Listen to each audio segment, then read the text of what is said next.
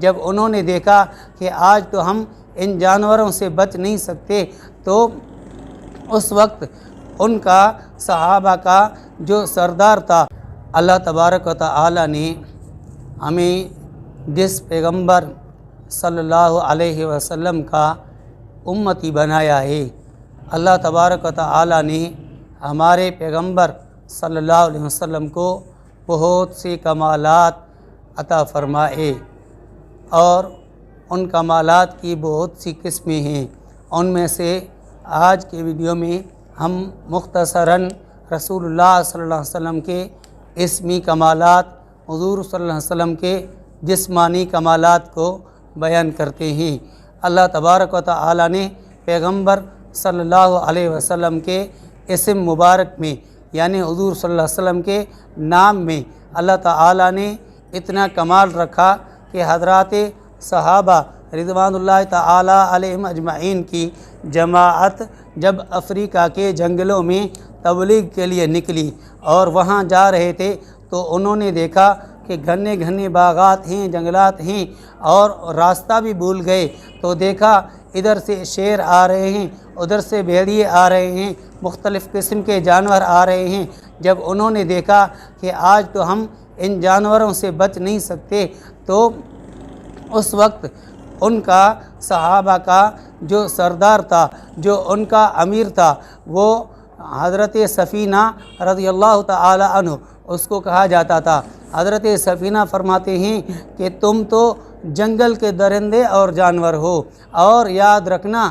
ہم محمد صلی اللہ علیہ وسلم کے غلام ہیں اور اس کے ہم نوکر ہیں، اس لیے خیال رکھنا۔ حضرات صحابہ رضوان اللہ تعالی علیہم اجمعین فرماتے ہیں کہ جب ہم نے یہ کہا، انہوں نے محمد الرسول اللہ صلی اللہ علیہ وسلم کا نام سنا، تو انہوں نے اپنی گردنیں جھکائیں اور آرام سے کھڑے ہو گئے، اور ہم پر کسی جانور نے حملہ نہیں کیا۔ تو دیکھو رسول اللہ صلی اللہ علیہ وسلم کے اسم مبارک میں، رسول اللہ صلی اللہ علیہ وسلم کے نام مبارک میں اللہ تبارک و تعالی نے ایسا کمال رکھا کہ جب اس نام کو جنگل کے درندوں نے سنا تو وہ بھی اپنی گردن جھکانے پر مجبور ہو گئے۔ رسول اللہ صلی اللہ علیہ وسلم کے جسمانی کمالات کو دیکھا جائے تو اللہ تبارک و تعالی نے پیغمبر صلی اللہ علیہ وسلم کے جسم کو ایسا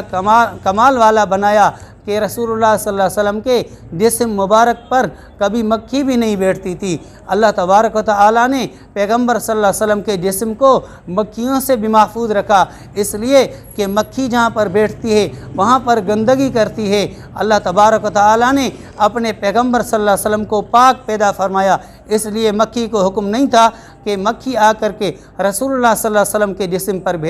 بیٹھے، اور اللہ تبارک و تعالی نے رسول اللہ صلی اللہ علیہ وسلم کو ایسا کمال والا جسم عطا فرمایا کہ حضور صلی اللہ علیہ وسلم کے جسم مبارک سے اتنی خوشبو آتی تھی، اتنی خوشبو آتی تھی، دنیا کے کسی عنبر میں اتنی خوشبو نہیں، دنیا کے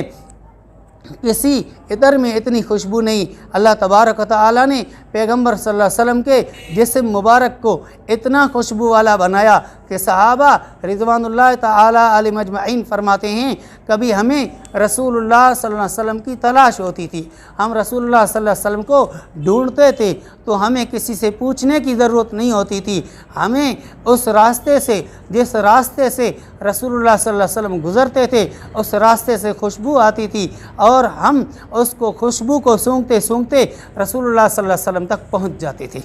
اللہ تبارک و تعالی نے پیغمبر صلی اللہ علیہ وسلم کے جسم مبارک کو اتنا خوشبو والا بنایا کہ ایک صحابیہ عورت تھی، اس نے دیکھا کہ میں تو غریب ہوں، میری بچی کی شادی ہے، اب ہمارے پاس پیسہ نہیں ہے، ہمارے پاس مال نہیں ہے کہ ہم خوشبو خریدیں، اور عرب کے لوگ خوشبو کے شوقین تھے۔ اس وقت وہ پریشان ہو گئی کہ اب خوشبو کیسے آئے، تو اس نے دیکھا کہ رسول اللہ صلی اللہ علیہ وسلم سوئے ہوئے ہیں، گرمی کی موسم تھی، حضور صلی اللہ علیہ وسلم جب سوئے ہوئے تھے، رسول اللہ صلی اللہ علیہ وسلم کے جسم مبارک پر جو پسینہ آیا، اس پسینے کا ایک قطرہ اس نے کسی بوتل، چھوٹی سی بوتل تھی، اس میں ڈالا، اور کہتی ہے کہ میں نے اس میں ایک تیلی ڈالی اور یہ کہ اس سے خوشبو سے میں نے اس کو لگایا اور وہاں سے باہر نکالی۔ جب میں نے کسی کپڑے کو لگایا تو وہ کپڑا پرانا ہو گیا، کپڑا پھٹ گیا، لیکن اس سے خوشبو ختم نہیں ہوئی۔ اللہ تبارک و تعالیٰ نے پیغمبر صلی اللہ علیہ وسلم کے جسم مبارک کو اتنا معطر بنایا تھا، اتنا خوشبو والا بنایا تھا۔ اللہ تبارک و تعالیٰ نے حضور صلی اللہ علیہ وسلم کے جسم مبارک میں اتنے کمالات رکھے کہ حضور صلی اللہ علیہ وسلم کا جسم مبارک اس جگہ پہنچا جہاں پر کوئی پہنچ نہیں سکتا۔ دنیا میں دیکھو کہ رسول اللہ صلی اللہ علیہ وسلم کو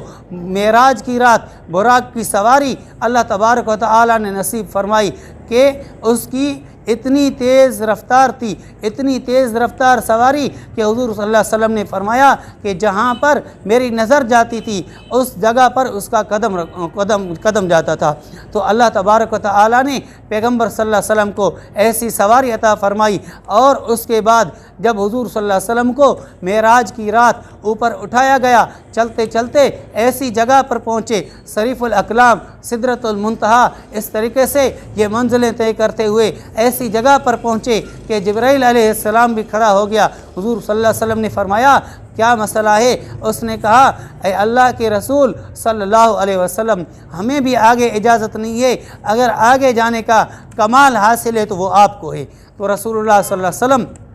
آگے گئے، اللہ تبارک و تعالیٰ سے ملاقات فرمائی تو حضور صلی اللہ علیہ وسلم کے جسم مبارک کا یہ کمال ہے کہ اللہ تبارک و تعالیٰ نے پیغمبر صلی اللہ علیہ وسلم کے جسم مبارک کو اس جگہ بلایا جہاں پر کوئی مقرب فرشتہ وہ بھی نہیں پہنچ سکتا، اور اگر ہم رسول اللہ صلی اللہ علیہ وسلم کے جسم مبارک کے ہر ایک عضو کو دیکھیں تو اللہ تبارک و تعالیٰ نے حضور صلی اللہ علیہ وسلم کے جسم کے ایک ایک عضو میں کتنا کمال رکھا تھا۔ اللہ تبارک و تعالیٰ نے حضور صلی اللہ علیہ وسلم کو جو آنکھیں عطا فرمائی، ان آنکھوں میں رسول اللہ صلی اللہ علیہ وسلم کی آنکھوں میں اللہ نے کتنا کمال رکھا، اتنا کمال کہ حضور صلی اللہ علیہ وسلم نے جنت کو بھی دیکھا۔ اللہ تبارک و تعالیٰ نے رسول اللہ صلی اللہ علیہ وسلم کی آنکھوں میں اتنا کمال رکھا کہ حضور صلی اللہ علیہ وسلم نے فرمایا کہ جب میں نماز پڑھاتا ہوں تو میرے پیچھے صفوں کو سیدھا رکھا کرو، عباد اللہ لتصون صفوفکم او لا یخالفن اللہ بین قلوبکم، تم صفوں کو سیدھا رکھا کرو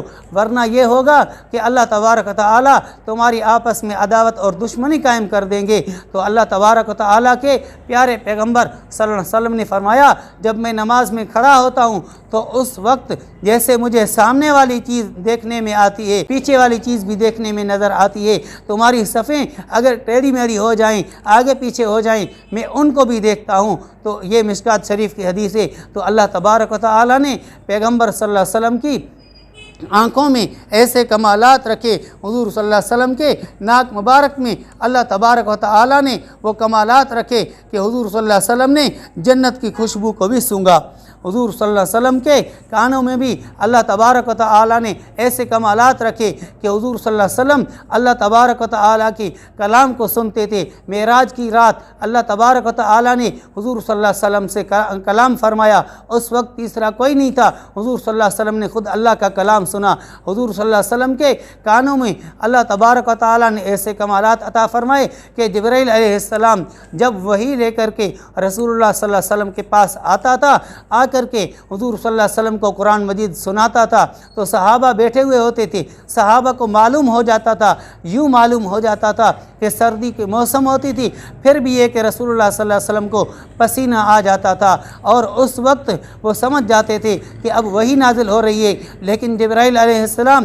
جو قرآن سناتے تھے وہ قرآن کوئی اور نہیں سنتا تھا، وہ رسول اللہ صلی اللہ علیہ وسلم سنتے تھے۔ تو اللہ تبارک و تعالیٰ نے پیغمبر صلی اللہ علیہ وسلم کے کانوں میں ایسے کمالات رکھے، حضور صلی اللہ علیہ وسلم کی زبان مبارک میں اللہ تبارک و تعالیٰ نے کمالات رکھے، ایسے کمالات کہ ایک بار ایک یہودیہ عورت نے رسول اللہ صلی اللہ علیہ وسلم کو دعوت کی۔ اب اس کی کوئی محبت نہیں تھی، بس اس نے اپنی محبت ظاہر کی کہ میں آپ کو دعوت کرنا چاہتی ہوں، آپ میری دعوت پر آ جائیں۔ کچھ صحابہ کو لے کر کے حضور صلی اللہ علیہ وسلم اس کی دعوت پر گئے، اور اس نے ایسی دشمنی کی کہ کھانے میں زہر ملا دیا۔ رسول اللہ صلی اللہ علیہ وسلم نے جب اس لقمے کو، اس گوشت کے ٹکڑے کو اپنے منہ مبارک میں ڈالا، حضور صلی اللہ علیہ وسلم نے اس کو باہر نکالا اور پھینک دیا۔ فرمایا کہ یہ جو گوشت ہے یہ خود مجھ سے بات کر رہا ہے، یہ گوشت کی بوٹی مجھ سے خود بات کر رہی ہے، یہ کہتی ہے کہ میں زار آلودہ ہوں، مجھے نہ کھانا۔ تو اللہ تبارک و تعالیٰ نے پیغمبر صلی اللہ علیہ وسلم کے زبان مبارک میں ایسے کمالات رکھے کہ ایک عورت نے رسول اللہ صلی اللہ علیہ وسلم کو دعوت کی۔ جب حضور صلی اللہ علیہ وسلم اس کی دعوت پر جانے لگے، وہ دعوت کا دن تھا، صبح جب اس نے دیکھا کہ حضور صلی اللہ علیہ وسلم نے میری دعوت کو قبول فرمایا ہے، تو پڑوسی کے گھر میں گئی۔ اس کی صرف بیوی بیٹھی ہوئی تھی، وہ پڑوسی گھر میں نہیں تھا، اس کی ایک بکری تھی۔ وہ عورت کہنے لگی میں نے آج رسول اللہ صلی اللہ علیہ وسلم کو دعوت کی ہے، یہ بکری مجھے دے دے، اس کو ہم ذبح کریں گے، اس کا ہم گوشت بنائیں گے، حضور صلی اللہ علیہ وسلم کو دعوت کھلائیں گے۔ تو اس عورت نے کہا یہ میری بکری نہیں ہے، یہ میرے شوہر کی بکری ہے، میں نے اس سے اجازت نہیں لی۔ اس نے کہا کہ یہ بکری مجھے دے دے، ہم حضور صلی اللہ علیہ وسلم کی دعوت تیار کر رہے ہیں، لیکن میں آپ سے وعدہ یہ کرتی ہوں کہ آپ کا شوہر جب آئے گا وہ جتنے پیسے بولے گا ہم اتنے دینے کے لیے تیار ہیں، لیکن رسول اللہ صلی اللہ علیہ وسلم کی دعوت ہو جائے، حضور صلی اللہ علیہ وسلم کے لیے کھانا تیار ہو جائے۔ جب اس نے اس بکری کو لیا، اس کو ذبح کیا گیا اور رسول اللہ صلی اللہ علیہ وسلم کے سامنے اس گوشت کو رکھا گیا، حضور صلی اللہ علیہ وسلم نے اس کو کھایا۔ جب اس گوشت کا ٹکڑا پیغمبر صلی اللہ علیہ وسلم نے اپنے منہ میں ڈالا، اس وقت حضور صلی اللہ علیہ وسلم نے پھر اس گوشت کے ٹکڑے کو باہر نکالا اور فرمایا کہ یہ ایسا گوشت ہے جو مالک کی اجازت کے بغیر لیا گیا ہے۔ جب رسول اللہ صلی اللہ علیہ وسلم کی زبان مبارک میں وہ گوشت زبان مبارک کو لگا، حضور صلی اللہ علیہ وسلم کی زبان مبارک میں اللہ تبارک و تعالیٰ نے یہ کمال رکھا تھا کہ حضور صلی اللہ علیہ وسلم کی زبان مبارک حلال اور حرام کا، جائز اور ناجائز کا یہ بھی فرق کرتی تھی۔ ہماری زبانیں صرف ذائقے کا فرق کرتی ہیں، لیکن حضور صلی اللہ علیہ وسلم کی زبان مبارک میں اللہ تبارک و تعالیٰ نے یہ کمال رکھا کہ حلال اور حرام کا بھی فرق کرتی تھی۔ تو حضور صلی اللہ علیہ وسلم کے بہت سے معجزات ہیں، کبھی انشاءاللہ دوبارہ بیان کریں گے۔ اللہ تبارک و تعالیٰ ہم سب کو پیغمبر صلی اللہ علیہ وسلم کی فرما برداری کرنے کی توفیق عطا فرمائے۔ وما علینا الا البلاغ۔